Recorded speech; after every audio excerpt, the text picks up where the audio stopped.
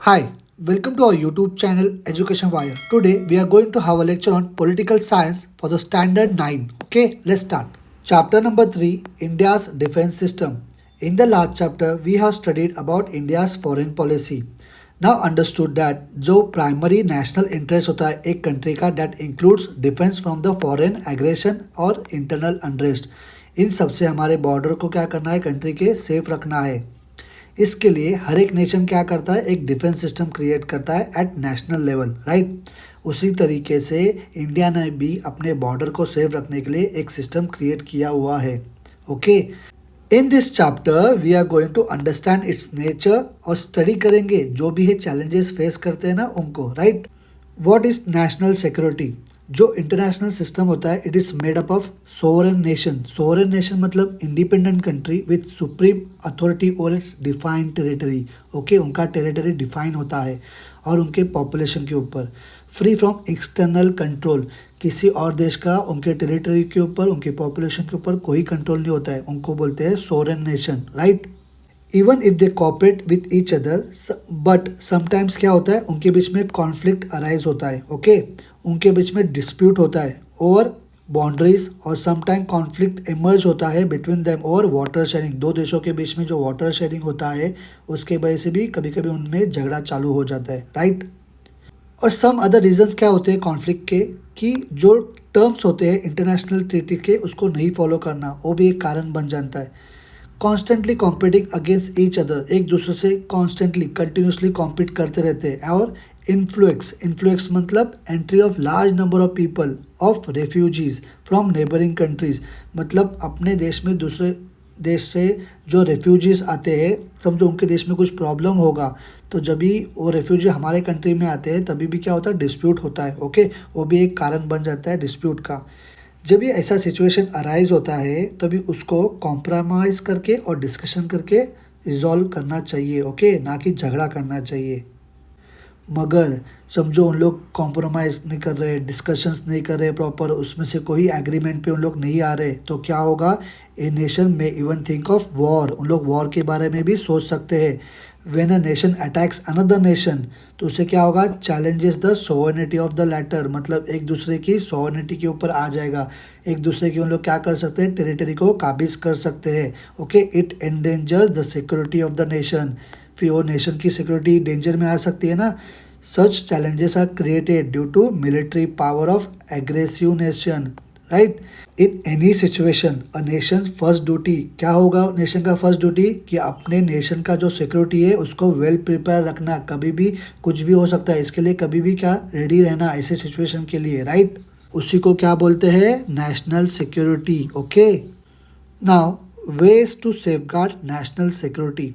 National security है closely connected होता है ज्योग्राफी से, बिकॉज जो नेशनल सिक्योरिटी होता है is more likely to be endangered by the nations who are geographically closer, मतलब है हमारा मैप है समझो, तो इसके बाजू में जो भी कंट्रीज हमारे नज़दीक है geographically they are close to our nation, वो क्या होगा, हमारे नेशन के लिए थ्रेट होंगे। ओके, हमारे नेशन ने ऐसे थ्रेट को एसेस करना चाहिए। Okay, to it geographical boundary, जो जोग्राफिकल बाउंड्री के नज़दीक है ऐसे थ्रेट को हमको क्या करना चाहिए, एसेस करना चाहिए और उसका सोर्स देखना चाहिए उस थ्रेट का, वो थ्रेट कहाँ से आ रहा है। ओके, और इस सब सोर्स को हमको दूर रखना चाहिए। A nation has to increase its military might, मतलब उस थ्रेट को ख़त्म करने के लिए उस जगह पे हमको मिलिट्री का जो डेवलपमेंट है वो बढ़ाना पड़ेगा। ओके, हमको मॉडर्न टेक्नोलॉजी का यूज़ करना पड़ेगा, right, to predict the threat, उस थ्रेट को पहले से प्रेडिक्ट करना पड़ेगा। उसके लिए क्या करना पड़ेगा, we need to build weapon system and modernize and update the defence forces. Okay, resolving conflict by taking recourse means ask somebody for help in a difficult situation। Resolving conflict मतलब जो भी कुछ झगड़ा चल रहा है, वॉर चल रहा है, उसको रिजॉल्व करना by taking the recourse to war, किसके लिए, to safeguard national security, but it will bring internal peace into danger, right. Hence कुछ नेशन क्या करते हैं, they try to get the support of other nation to manage the threat to the national security. Okay, क्योंकि उनकी military capability उतनी अच्छी नहीं होती है, that's why they have to take the support of other nation okay in this war. जो भी कुछ वॉर चल रहा रहता है उस समय में उनको क्या करना पड़ता है, दूसरे देश का मदद लेने पड़ता है ओके। नेशंस क्या करते हैं, आर्म्स रेस में एंटर कर जाते हैं in an effort to increase the military mind. समझो एक कंट्री ने कुछ 10 वेपन मॉडर्न टेक्नोलॉजी के ली है तो दूसरा कंट्री उसको देख के क्या करता है, उसको इनसिक्योरिटी फील होता है तो वो भी क्या करता है, वो भी मंगाता है। फिर ऐसे ही एक दूसरे का कॉम्पीट कर करके इनसिक्योरिटी बढ़ा के उन लोग क्या करते हैं, एक आर्म रेस में पहुंच जाते हैं। उससे क्या होता है, जो सेंस ऑफ इनसिक्योरिटी है वो बढ़ जाती है जो सेंस है इनसिक्योरिटी की वो आगे बढ़ती चली जाती है ओके। और इससे क्या होता है, it increase the threat to national security. है सबको अवॉइड करना चाहिए, we need to avoid this danger okay. हम लोग को आर्म्स को कंट्रोल में रखना चाहिए, ना कि इतना इनसिक्योरिटी बढ़ाना चाहिए okay. At the end of the क्या हो जाएगा, नेशनल सिक्योरिटी का थ्रेट जो है वो बढ़ेगा ही ना ओके। इसीलिए हमको आर्म्स रेस में हमारे नेशन को नहीं डालना चाहिए right. India security system, it includes the army, navy और एयरफोर्स। है जो 3 फोर्सेस है ये हमारे कंट्री को डिफेंड करते हैं। जो रिस्पॉन्सिबिलिटी होती है जोग्राफिकल बाउंड्री को प्रोटेक्ट करने की, डिफेंड करने की, वो आर्मी के पास होती है। नेवी क्या करते हैं, कोस्ट लाइन को प्रोटेक्ट करते हैं। और जो एयरफोर्स होते हैं वह हमारे इंडिया का एयर स्पेस जो होता है उसको प्रोटेक्ट करते हैं। जो मिनिस्ट्री ऑफ डिफेंस होते हैं वो कंट्रोल करते हैं ये तीनों भी फोर्स को। इंडिया की आर्मी बहुत बड़ी है okay. It is world's 7th largest, ये 7th लार्जेस्ट नहीं है, आई थिंक इधर मिस्टेक है। It is world 2nd largest only after China okay. इसको करेक्शन कर लो। Its chief is known as general, chief of navy उनको एडमायरल बोला जाता है ओके। और जो चीफ होते हैं एयरफोर्स के उनको चीफ मार्शल बोला जाता है। In order to maintain the coordination between the 3 defence okay. जो 3 डिफेंस फोर्सेस के बीच में कोऑर्डिनेशन बनाए रखने के लिए चीफ ऑफ डिफेंस स्टाफ को बनाया गया है। इस पोस्ट को क्रिएट किया गया है 2019 में। This chief are appointed by the presidents okay.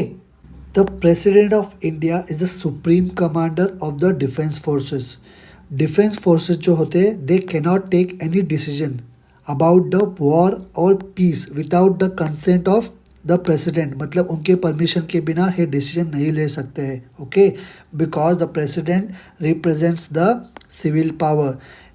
In a democratic country like India civil leadership is consider superior to military leadership okay. Military leadership से जो सिविल लीडरशिप होता है उसको सुपीरियर माना जाता है एक डेमोक्रेटिक कंट्री में okay. Many measures are taken so that all the 3 defense forces in India's security system are adequately modernized। मतलब इन चीज़ों पे ध्यान दिया जाता है कि जो भी इक्विपमेंट्स हमारे डिफेंस फोर्सेस यूज़ कर रहे हैं और टेक्नोलॉजिकली अपग्रेड होते रहे ओके। फॉर दिस कुछ रिसर्च इंस्टीट्यूट को हमने सेटअप किया है हमारे कंट्री के अंदर ओके। मेनी ट्रेनिंग इंस्टीट्यूट को सेटअप किया गया है हमारे कंट्री में to train the personal of all rank of our defence forces okay. So उन लोग परफॉर्म कर सके अपना task competently okay. For example जैसे कि NDA नेशनल डिफेंस एकेडमी जो कि पुणे में है, नेशनल डिफेंस कॉलेज जो कि दिल्ली में है okay. Now we will know about the paramilitary force. ये बहुत इंपॉर्टेंट है, आपको नहीं पता होगा। इनका क्रिएशन हुआ है to help the defence forces. जो हमारे डिफेंस फोर्सेस है उनको मदद करने के लिए इनका क्रिएशन हुआ है ओके। ये जो फोर्स है they are neither completely military force, ना ही इन लोग कम्प्लीटली सिविल फोर्सेस में आते हैं। उनको बोला जाता है पैरामिलिट्री फोर्स ओके। उनका जो मेन टास्क होता है is to help the defence forces okay. BSF border security force, coast guard, central reserve police force, rapid action force are some of the paramilitary force. इन लोग paramilitary forces में आते हैं okay.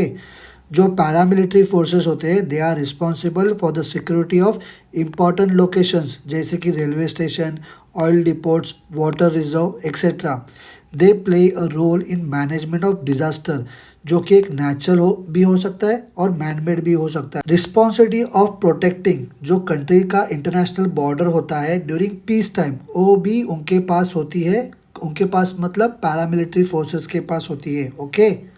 BSF मतलब border security force. It perform the task like creating a sense of security in the minds of people. जो लोग border area के नज़दीक रहते हैं उनके लिए है सेंस ऑफ सिक्योरिटी क्रिएट करना है उनका टास्क है। Okay, and also preventing the smuggling near the border areas. उनका काम है पेट्रोल करना near the border area. Okay, coast guard का क्रिएशन हुआ है to protect the India's oceanic borders. Okay, the coast guards carry out the task like protecting the fishing occupations within Indian maritime borders. Okay, prevent करना smuggling around the sea routes. Okay, now the central reserve police force, they help the administration in various state. Okay, बहुत सारे state में administration को मदद करने का काम करते हैं for maintaining the law and order in the particular state. Right, rapid action force, इनका जो टास्क होता है to perform to bring peoples life to normalcy. मतलब सडनली समझो किधर पे बॉम्ब ब्लास्ट हुआ है, दंगे हुए, दंगे मीन्स राइट्स हुए हैं, वहाँ पे जाके लोगों की लाइफ को नॉर्मल करना है इनका काम है। ओके, ऐसे जगह पे जल्दी से पहुँच जाना, वहाँ पे सब सिचुएशन नॉर्मल करना है रैपिड एक्शन फोर्स का इम्पॉर्टेंट, सबसे इम्पॉर्टेंट टास्क है, उनको ये परफॉर्म करना पड़ता है। Now the NCC मतलब National Cadet Corps. It has been established with the purpose of instilling among the students, okay, the love of discipline और military training. जो बॉयज़ और गर्ल्स होते हैं from the schools and colleges can join the NCC। Okay, आप लोग भी join कर सकते हैं और जो उसके बाद कॉलेज में जाएंगे उन लोग भी NCC को ज्वाइन कर सकते हैं। Okay, for the love of discipline and for the military training. Okay, home guards है जो ऑर्गेनाइजेशन है, इसका एस्टेब्लिशमेंट प्री इंडिपेंडेंस पीरियड में हुआ है। Citizens can join the home guard. Okay, और इन लोग मदद कर सकते हैं in the defence of the country. Any citizens man और women between the age of 20 to 35 years इस होम गार्ड को ज्वाइन कर सकते हैं। ओके, इस ऑर्गेनाइजेशन को ज्वाइन कर सकते हैं। इस फोर्स के पास फॉलोइंग टास्क होते हैं, जैसे कि पब्लिक सिक्योरिटी को मेंटेन करना, supply of milk, water and other essential service, कभी ड्यूरिंग राइट्स और स्ट्राइक, और ट्रैफिक को रेगुलेट करना मतलब मेंटेन करना, to help people at a time of national disaster जैसे कि फ्लड, अर्थक्वेक, ओके एक्सेट्रा। ये होता है होमगार्ड का काम। Challenges to India security, right from the time of independence हम लोग को पाकिस्तान और चाइना की तरफ से हमारे कंट्री को थ्रेट मिला है। Okay, to India's national security. हमारे और पाकिस्तान के बीच में सेवरल डिस्प्यूट्स है, जैसे कि कश्मीर इशू को लेकर, dispute over river sharing, the problem of infiltration मतलब हमारे बॉर्डर एरिया के अंदर घुस के आना। ओके, उसको इन्फिल्ट्रेशन बोलते हैं, with weapons, dispute over the border etcetera. हमारे भारत ने इस इशू को सॉल्व करने की कोशिश की है continuously through discussions and negotiation. इस पॉइंट को हम लोग डिटेल में पढ़ेंगे about the India and Pakistan relation in the chapter number 6। Okay, now the India and China. India और चाइना एक इम्पॉर्टेंट कंट्री है एशिया में, बट इन 1962 हम लोग का वॉर हुआ चाइना के साथ। ओके, चाइना क्या कर रहा है, China is trying to establish its own hegemony. Hegemony मतलब क्या, वो कंट्रोल मिलाने की कोशिश कर रहा है, जो हमारे बाजू के जो नेशंस है, जो बॉर्डर एरिया के बाजू में जो नेशंस है उनके ऊपर कंट्रोल मिलाने की कोशिश कर रहा है। Okay, there are tensions in Sino-Indian relations. Okay, there is also a dispute between India and China over their borders, right? India's security, it's not only threatened by the outside power but also from within. Okay, मतलब खाली हम लोग को बाहर से ही problem नहीं, तो हमारे इंटरनल सिक्योरिटी से भी हमारे नेशनल सिक्योरिटी को थ्रेट होता है। ओके, जैसे कि religion, regionalism, several rebellious movement जो कि आइडियोलॉजी पे बेस्ड होते हैं, रेस, इथनिसिटी और इकोनॉमिक इंस्टेबिलिटी, ये भी क्या करते हैं, एक नेशन में इंस्टेबिलिटी को क्रिएट करते हैं। ओके, जैसे कि जो नक्सलाइट मूवमेंट होते हैं वो भी एक हमारे इंडिया के इंटरनल सिक्योरिटी को क्या है, थ्रेट पहुंचाने का काम करते हैं। ओके, जो कि है टेररिज्म है एक बिगेस्ट चैलेंज है इंडिया के इंटरनल सिक्योरिटी को। It is a global problem and हमारा जो इंडिया है is making efforts to end the terrorism. हम लोग इस टेररिज्म को ख़त्म करने की बहुत कोशिश कर रहे हैं। Okay, now human security in the post cold war period. Post cold war मतलब वॉर होने के बाद का जो पीरियड होता है उसको पोस्ट कोल्ड वॉर पीरियड बोलते हैं। ओके, जो कंसेप्ट होता है नेशनल सिक्योरिटी का वो चेंज हो गया और इट बिकेम नाउ ब्रॉडर। जो नेशनल सिक्योरिटी होती है it is not just about the security of the country but also about the people living in it, मतलब जो लोग उस कंट्री में रह रहे हैं उनके सिक्योरिटी से भी कंसर्न होता है, ओके, रिलेटेड होता है। बिकॉज जो सिक्योरिटी होती है it is ultimately for the people. जो ह्यूमन सिक्योरिटी होती है it refers to human centric thinking. Human centric मतलब क्या?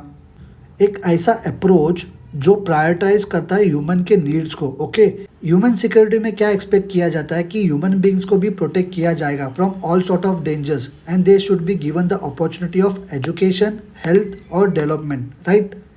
जो कॉन्सेप्ट है ह्यूमन सिक्योरिटी का it includes the idea that a conducive environment, conducive मतलब एक हेल्पिंग एनवायरनमेंट होना चाहिए, जैसे कि वो क्रिएट होना चाहिए for everybody to live a respectable life by overcoming their illiteracy, poverty, superstition और बैकवर्डनेस को उनको इन सबसे उनको लोग खुद को बाहर निकाल पाए, ऐसा एक एनवायरनमेंट क्रिएट करके देना चाहिए, ओके। ह्यूमन सिक्योरिटी जो होता है it necessitate the protection of the rights of minority and the weaker section, okay. Now the challenges towards human security, जो बिगेस्ट चैलेंज है towards the human security is that of terrorism. Terrorism क्या करता है? It targets common and innocent peoples.